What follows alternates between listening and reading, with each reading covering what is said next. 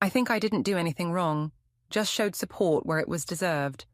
My husband had been cold for months, and my lover only said what everyone else was too scared to say.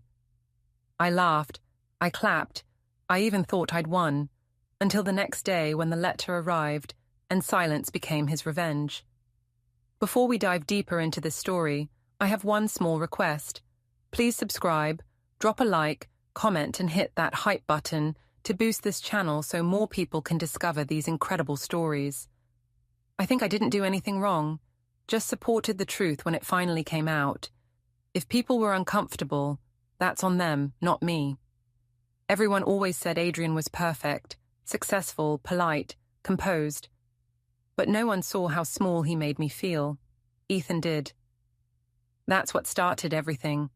Attention shouldn't be a crime. It began at work, in a marketing firm where creativity mattered more than politeness. Ethan Cole joined as our new consultant, confident, loud, and everything Adrian wasn't. I liked how he filled the air with noise. My husband, Adrian Delane, was an architect. He lived in blueprints, not conversations. He could go a whole dinner without saying a word beyond pass the salt. I used to think it meant he was deep. Later, I realized it just meant he didn't care to talk to me. Ethan noticed me during a client meeting. He joked about how I commanded the room. Afterward, he stopped by my desk to say I made even boring projects sound exciting. I laughed and said, "That's my job." He said, "No, that's your charm." It was just a line, but it landed right in the space where Adrian's silence used to be. At home, things were mechanical.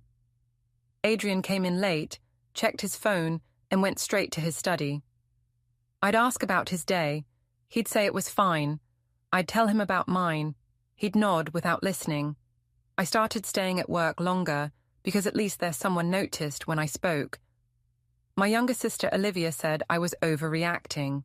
She said Adrian was steady, dependable, loyal. I told her steady and loyal felt a lot like invisible. She told me to stop chasing validation. I said, "You talk like him." That ended the conversation. Ethan became my daily distraction.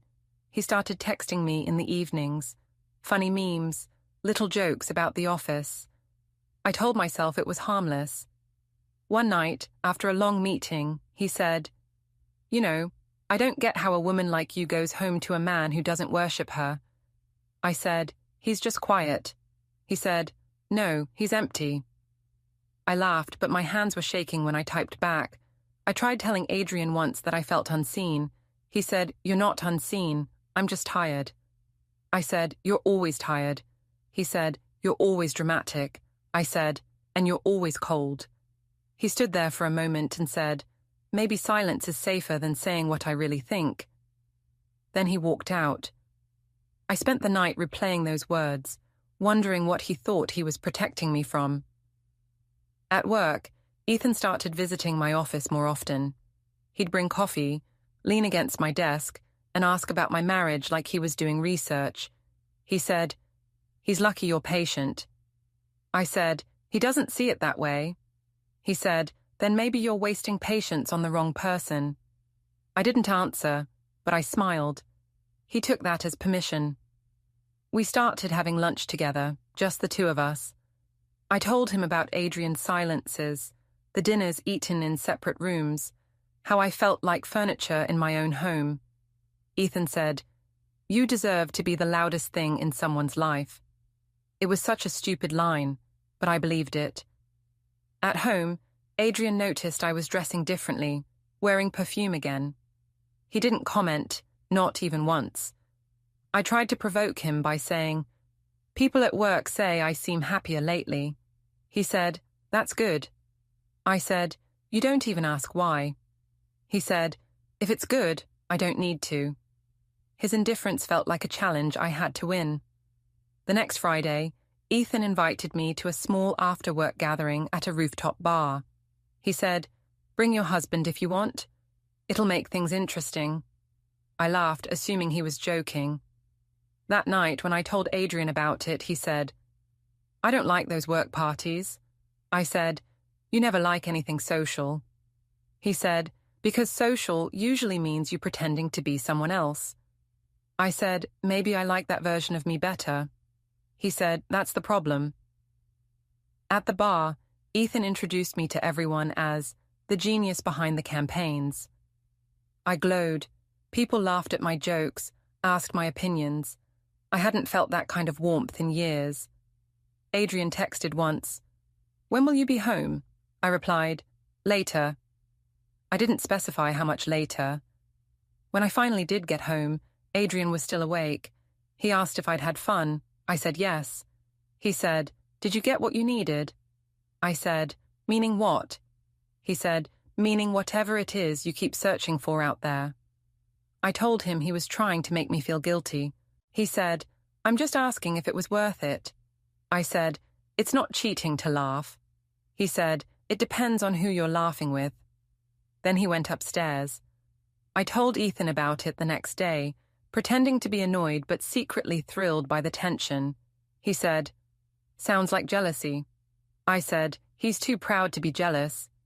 He said, then let's give him a reason. I told him not to be ridiculous.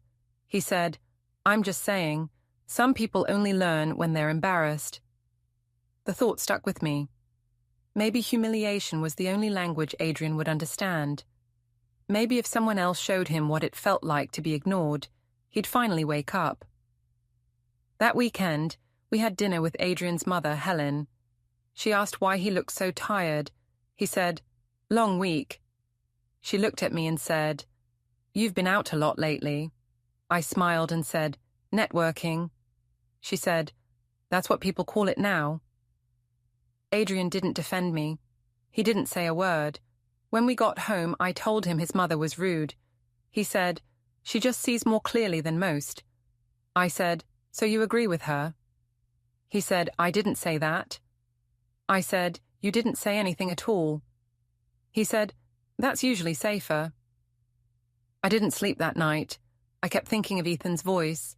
Some people only learn when they're embarrassed. Maybe that was the answer. Maybe silence needed a stage to break it. By Monday morning, I'd made up my mind. There was a team dinner coming up, the one Ethan was organizing. He told me to bring Adrian, so everyone could finally meet the mysterious husband. I said I would. This time, I'd make sure Adrian noticed me, one way or another. The night of the team dinner arrived faster than I expected. I told Adrian 2 days before, casually, like it wasn't important. He was in the middle of sketching something in his notebook when I said, we're invited to a dinner on Friday, Ethan's team thing. You should come. He didn't look up at first. Then he said, should? I said, it would be nice. He said, you mean it would look nice? I laughed and told him he was paranoid. He didn't argue, just nodded once and said, then I'll be there. I didn't expect him to actually show. He hated public events, especially ones full of loud people like Ethan. On Friday, I dressed carefully. Black dress, red lipstick, something bold. When I came downstairs, Adrian was already waiting by the door, wearing a dark suit. He looked better than I remembered, and for a brief moment, I regretted everything. Then I thought about how he'd sat silent through all my efforts for years, and the regret passed. Ethan picked the restaurant, a sleek place downtown with glass walls and too many mirrors. When we walked in, he waved across the room, loud as always. Iris, he called. Finally, the star of the campaign. Everyone turned to look. Adrian followed quietly behind me. Ethan extended a hand to him and said, you must be the lucky man. Adrian shook his hand and said, lucky is one word for it. His tone was unreadable, polite to the point of cruelty. Dinner started pleasantly enough. The table was long and full of people I barely knew. Ethan dominated the conversation, telling jokes, teasing co-workers, praising me for saving the campaign from disaster. I laughed, partly because it was true, mostly because I liked the attention. Adrian sat beside me, silent as usual, eating slowly, listening to everything. I pretended not to notice his quiet. At one point, Ethan leaned over and said loudly, "I don't know how you keep up with her, man. Iris runs circles around all of us." Everyone laughed. Adrian smiled faintly and said, "She's always been good at running." There was an edge to it, but no one caught it except me. The more the wine flowed, the bolder Ethan became. He started telling stories about work, how I handled clients like a queen, how I made every man in the office nervous. Someone said I must have a secret weapon. Ethan said, confidence, and maybe those eyes. The table roared with laughter. I smiled even though my face felt hot. Adrian didn't laugh. He placed his fork down neatly and sipped his water. Olivia was there too, invited by one of the designers. She sat a few seats away, watching me with that mixture of pity and warning she'd worn for months. I ignored her. This was my night. I was tired of apologizing for being interesting. Then Ethan crossed a line. He said, "You know, Adrian, we were just talking earlier about how hard it must be to be married to someone like Iris. All that energy, all that attention, most men couldn't handle it." I laughed because that's what people expected me to do. But then he added, "Don't worry though, she's got enough fans to make up for it." The table went quiet, the kind of silence that falls right before something shatters. I should have stopped it there. I should have said it was a joke gone too far, but instead I clapped, once, loudly, like it was a punchline worth celebrating. "Finally, someone said it," I joked. A few nervous chuckles followed. Adrian didn't react. He didn't even look at me. He just folded his napkin, placed it on the table, stood up and said, "Excuse me." His voice was calm, measured, like he was excusing himself from an ordinary meeting. Then he walked out. Ethan blinked, maybe realizing too late that he'd gone too far. He muttered something about just joking, but no one laughed. I sat there, pretending everything was fine, even though I could feel Olivia's eyes burning through me. She leaned across the table and whispered, "What did you just do?" I said, "He's overreacting." She said, "No, you're underreacting." I waited another 10 minutes, sipping my drink, smiling at nothing. When I finally went outside, Adrian's car was gone. I called him. No answer. I texted, "You're being ridiculous." He didn't reply. At home, the house felt colder than usual. His jacket was gone from the hook. His shoes weren't by the door. I went upstairs and found his closet half empty. The toothbrush, the razor, gone. My chest tightened, but I told myself it was temporary. He'd come back after cooling off. He always did. The next morning, Olivia showed up uninvited. She said, "He stayed at Mum's last night." I said, "So he's safe?" She said, "That's not the point." I said, "Then what is?" She said, "You humiliated him, Iris, in front of everyone, and you clapped." I rolled my eyes. It was a joke. She said, "No, it was a choice." For days, Adrian didn't call, not once. Ethan texted to say he didn't mean to make things messy. I told him not to worry, that Adrian just needed to calm down. He replied, "Sure, but maybe give him space." He looked like a man who's already made up his mind. That night, I couldn't sleep. The silence in the house didn't feel peaceful anymore. It felt final. I tried calling Adrian again, straight to voicemail. I left a message. "You're acting like a child. I didn't do anything wrong."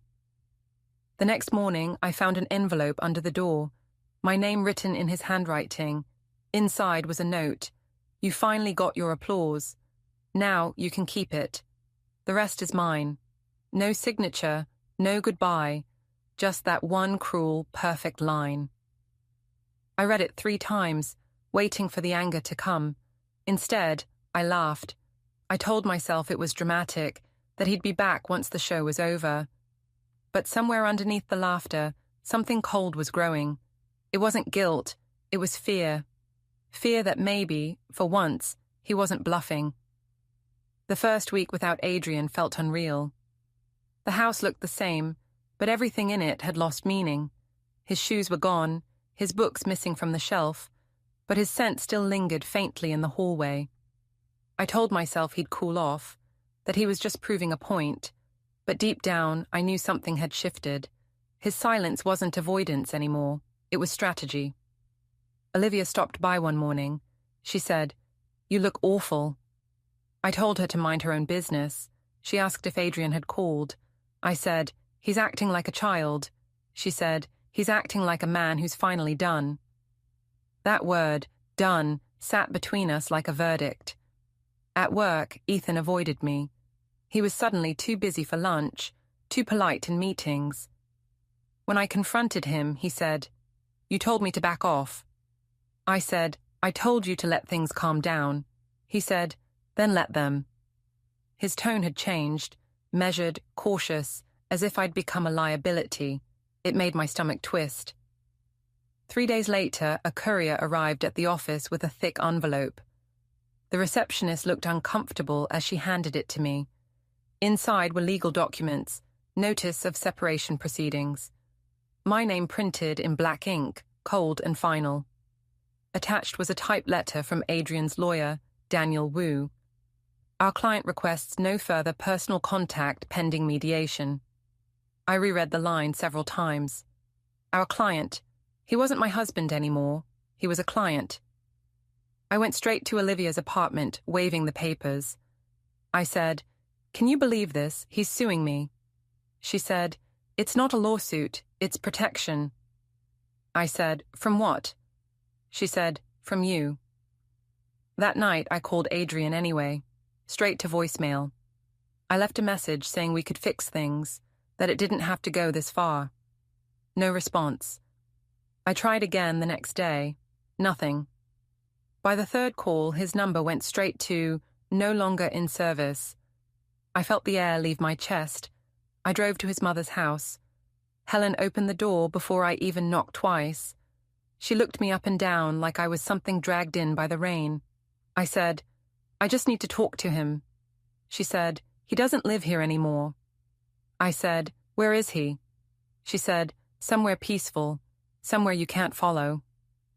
I told her she was cruel. She said, "Cruelty is clapping while your husband is humiliated in front of strangers." I said, "It was a joke." She said, "No, it was pride." Then she closed the door. When I got back home, the mailbox was full of letters, bills, statements, all addressed to me alone. The joint account was frozen. I called the bank, demanding to know why. The representative said, "Per the legal order, your access is suspended until review." I felt my voice shake as I said, "He can't do that." The woman said, "He already did." I threw my phone across the room, then picked it up again, desperate for someone to blame. I called Ethan. This time he answered. I said, "You started this." He said, "No, you did when you clapped." I said, "You said he needed to be put in his place." He said, "I didn't say ruin your marriage." I asked if he even cared. He said, "Honestly, Iris, I'm trying to keep my job." Then he hung up. For the first time in months, I felt completely alone. Days turned into weeks. Adrian didn't come for his things. He'd already taken what mattered. The rest, clothes, photos, books, felt like leftovers. I tried to act unfazed, posting pictures of myself at cafes, captions like "moving on gracefully." People commented supportive emojis, but I could feel the whisper behind them, pity disguised as encouragement. Then, one afternoon, I got a call from Daniel Wu's office, asking if I could attend a preliminary meeting. I said, "I have nothing to say." The assistant replied, "Then the court will speak for you." I went anyway. The office was glassy and cold. Adrian sat across the table, calm as ever. He didn't look at me, just at the folder in front of him. Daniel Wu greeted me politely, then explained the process.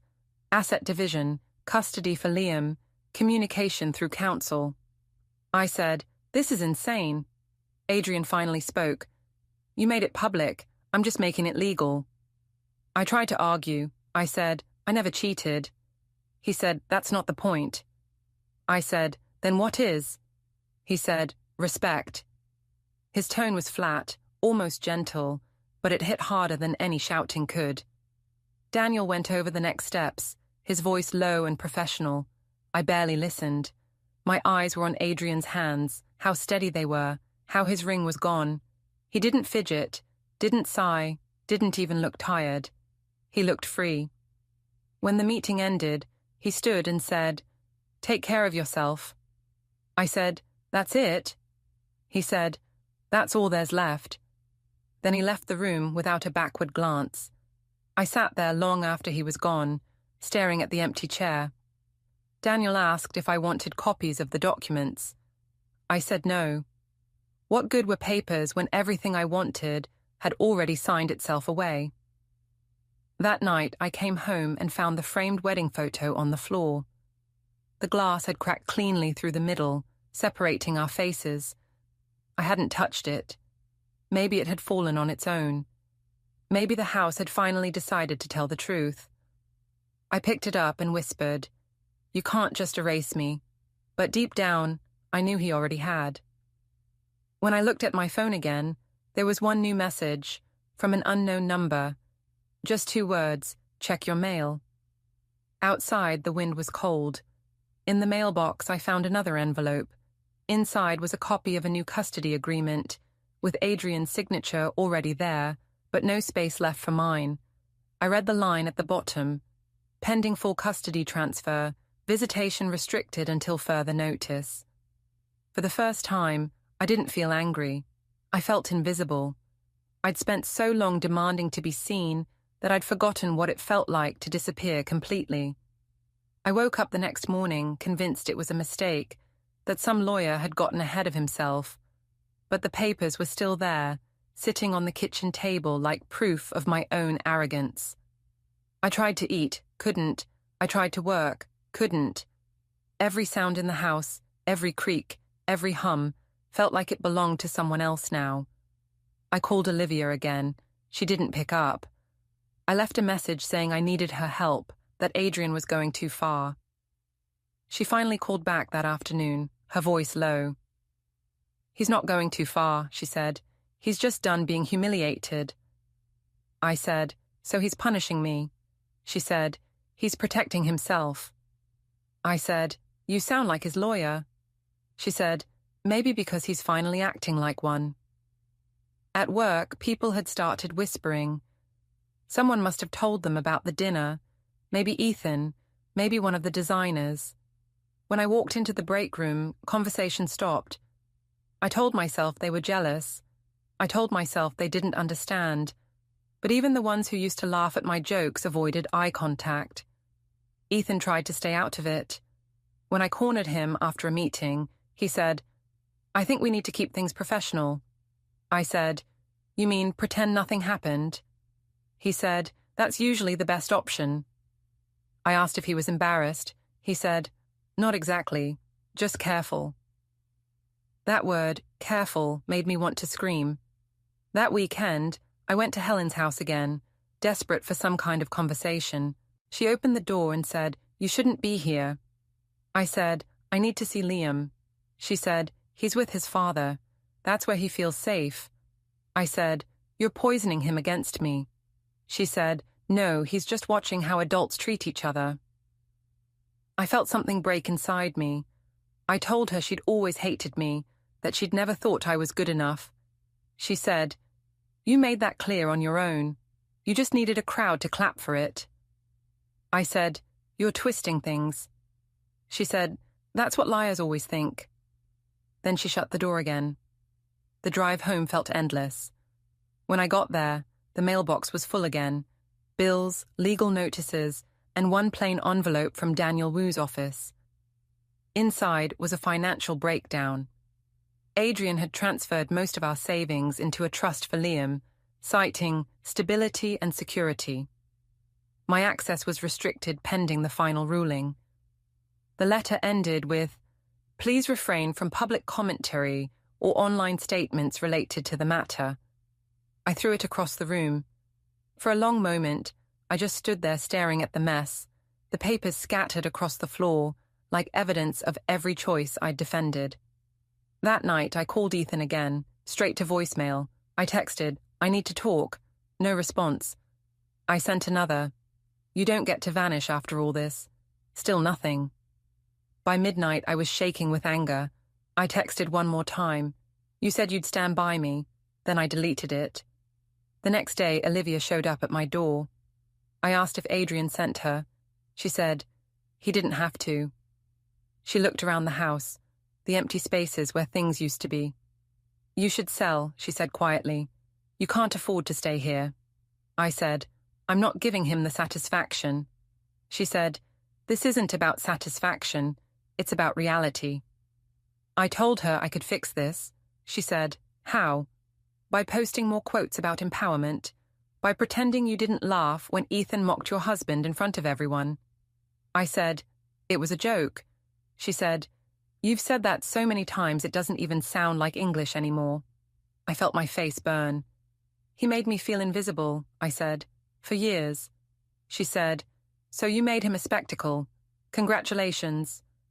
She turned to leave, but before she walked out, she said, you should call your lawyer. He's moving fast.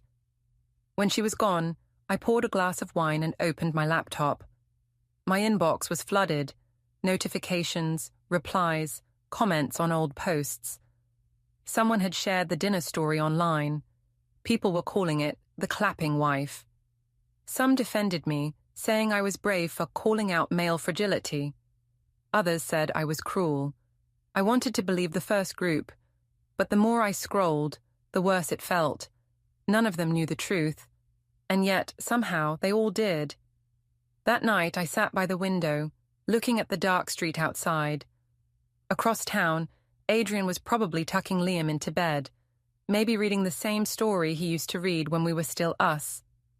The thought made me furious and hollow all at once. 2 days later, another envelope arrived. This one marked notice of hearing, custody and asset division.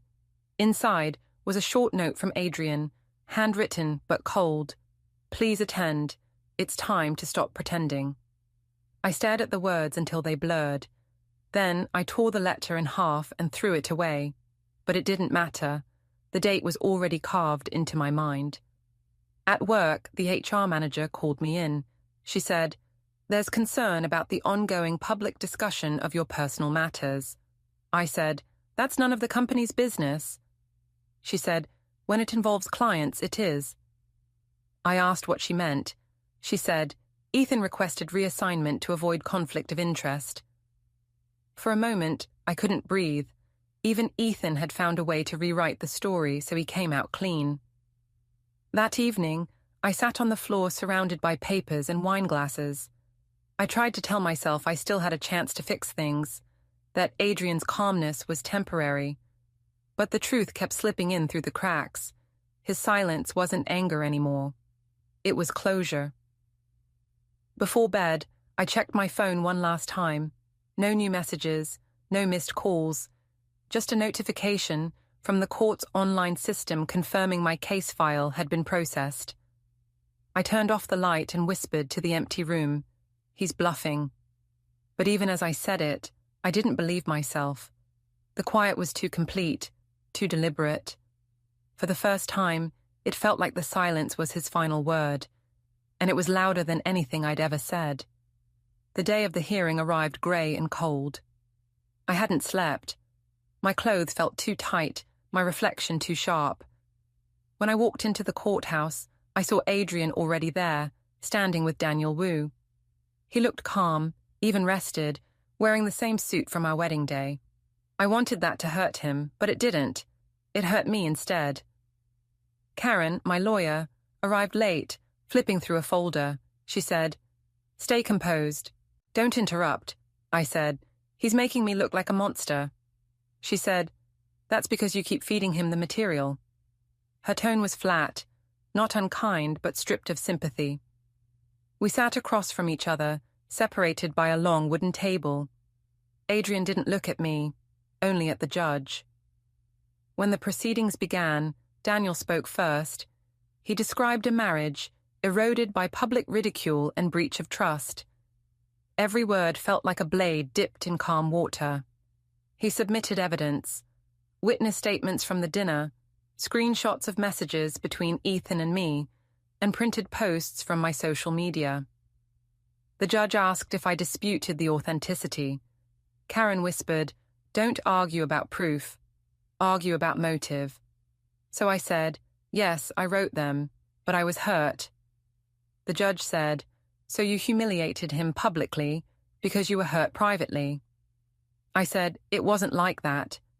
But even as I spoke, it sounded exactly like that. Daniel read aloud Ethan's statement, short, professional, cowardly. It said our relationship had been misinterpreted, that any personal exchanges were unrelated to professional duties. I almost laughed. The same man who once whispered about wanting to rescue me from silence had now deleted himself from my story. Karen tried to redirect the argument. She said, "My client admits her conduct was inappropriate, but not malicious. This is an emotional misunderstanding, not abandonment." The judge asked, "Then why has the husband filed for sole custody and full property transfer?" Karen hesitated. "Because," she said, "he's punishing her." Adrian finally spoke. "No, I'm protecting our son." His voice was steady, quiet. "I don't want Liam growing up learning that cruelty is entertainment, or that love is something you prove by tearing someone down." He didn't look at me. He didn't need to. His words landed exactly where they were meant to. I wanted to shout, to tell everyone that he was the cold one, the unfeeling one, the man who'd ignored me for years. But every sentence I formed sounded smaller in my head. Because even now, he wasn't fighting. He was dismantling me with stillness. When the recess came, I found myself alone in the hallway. Olivia appeared out of nowhere. She said, "You should go home." I said, "You're on his side." She said, "I'm on the side that's finally quiet." I told her she had no idea what it was like to live with someone who treated silence as punishment. She said, "I do now." Then she walked away. Back in the courtroom, Helen was sitting in the back row, hands clasped, watching me like she'd already seen this ending before. When Daniel called her to testify, she spoke softly, but without hesitation. Adrian never defended himself because he knew she'd only twist it into proof that she was right. That's what she does. She confuses attention for love and applause for truth. The judge nodded slightly, taking notes. I wanted to scream at Helen that she'd always hated me, that she'd been waiting for this, but Karen leaned in and said, "Don't. Every word you say now writes his victory." When it was my turn, I tried to sound composed. I said I'd only wanted recognition, that my laughter at the dinner had been nervous, not cruel. The judge asked if I understood how my actions looked to others. I said, "People misunderstood." She said, "Or they saw clearly." By the time the session ended, I already knew the outcome. The details didn't matter. Bank accounts, custody schedules, visitation terms, they were just formalities. Adrian had already won by refusing to play my game. As we left the courtroom, I caught up to him in the corridor. I said, "You're really going to take everything?" He said, "I'm taking back my piece." I said, "You don't get to rewrite history." He said, "History isn't written by the loudest voice. It's written by whoever's left standing." Then he walked away. Karen told me to go home and wait for the final decision. "It'll come by mail," she said. "You'll want to prepare yourself." I asked, "Prepare for what?" She said, "For silence. That's what comes next." On the drive home, I couldn't stop thinking about the night at the restaurant, the way Ethan laughed, the way I clapped, the way Adrian's eyes had dimmed without anger, without words. I had thought silence meant weakness. Now I understood it was judgment. That evening, I poured another glass of wine and opened my laptop. Every article about the case, every comment, every hashtag, it all blurred into one message. He handled it with grace. She fell apart in public. I closed the screen and sat there in the dim light, realizing that the one thing I'd always wanted, attention, had finally turned into evidence against me. The doorbell rang just before midnight. Another courier. Another envelope. I didn't open it right away. I already knew what was inside. The sound of paper tearing was the sound of finality. The first page read, Preliminary ruling. Custody to the petitioner. Full transfer of primary residence. Asset separation confirmed. I stopped reading there. The rest didn't matter. The only thing left in my name was the echo of my own applause. For the first time, I didn't feel righteous. I felt erased. And I wondered if that was what Adrian had wanted all along, to teach me that silence, once weaponized, doesn't shout back. It simply outlasts you. The final judgment arrived a week later in a thick white envelope. No return address, no warning. I let it sit on the counter for hours. I knew what it said before I even tore it open, but seeing the words in print still felt like a punch. Custody granted to petitioner. Residence awarded to petitioner. Visitation subject to review. Everything I'd once called mine was now legally his. Even my son had been folded into a paragraph of tidy language. Karen called that afternoon, her voice careful. She said, "It's finalized. There's nothing more to contest." I asked if Adrian had said anything. She said he didn't need to. I hung up before she could say more. The house felt foreign now, his mug on the shelf, his handwriting on the old grocery list still stuck to the fridge. I sat at the table with the papers spread out in front of me, pretending to study them like they were a project I could still edit. But no matter how many times I read the lines, the result didn't change. He'd won without shouting, without threats, without a single cruel word. Olivia came by the next day. She brought coffee but didn't sit down. She said, "He came to pick up the last of his things. He didn't want to bother you." I said, "He could have called." She said, "He doesn't call anymore." I asked how Liam was. She said, "Quiet, happier." I said, "That's impossible." She said, "Maybe it's just peace." When she left, I sat staring at the wall for a long time. The silence I used to crave was unbearable now. It wasn't freedom, it was exile. Later that evening, I decided to see for myself. I drove to Adrian's new place on the edge of town. The lights were on, the curtains open. Through the window, I saw Liam sitting at the table doing homework while Adrian washed dishes. The scene was so ordinary it made my throat close. I'd always accused Adrian of not feeling enough, but maybe the truth was simpler. He just didn't perform it. He didn't need applause to be real. I didn't knock. I couldn't. I just sat in the car until the lights went out, then drove home.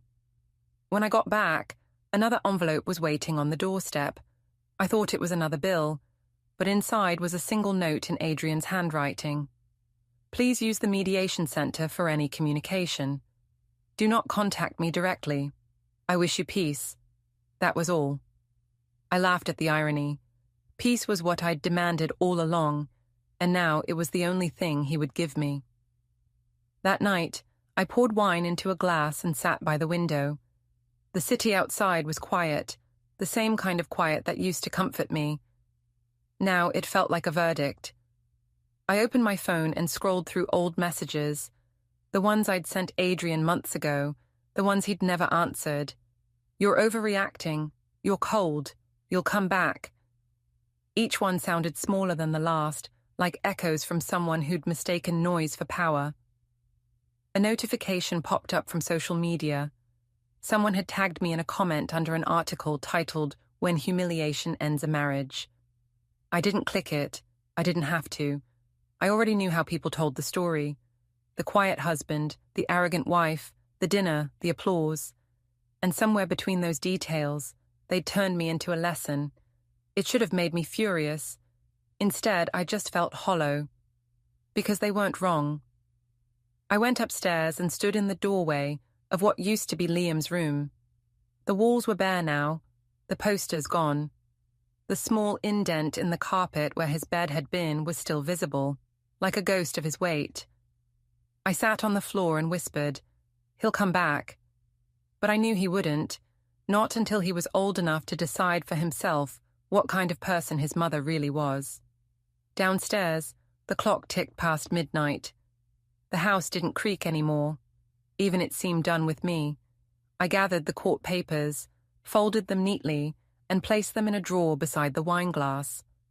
For a long moment, I thought about writing Adrian a letter. Something raw, something that would make him remember the version of me he once loved. But then I remembered the look on his face that night at the restaurant. Calm, finished, untouchable. There was nothing left to say that wouldn't make things worse. So I didn't write. I didn't speak. I just sat there in the silence I had created and realized it no longer belonged to me. It belonged to him. And that was how it ended. Not with shouting, not with tears, but with quiet so complete that even my thoughts started to whisper. Don't forget to hit like, subscribe, and turn on the bell so you don't miss the next story. Write in the comments from which city you are watching.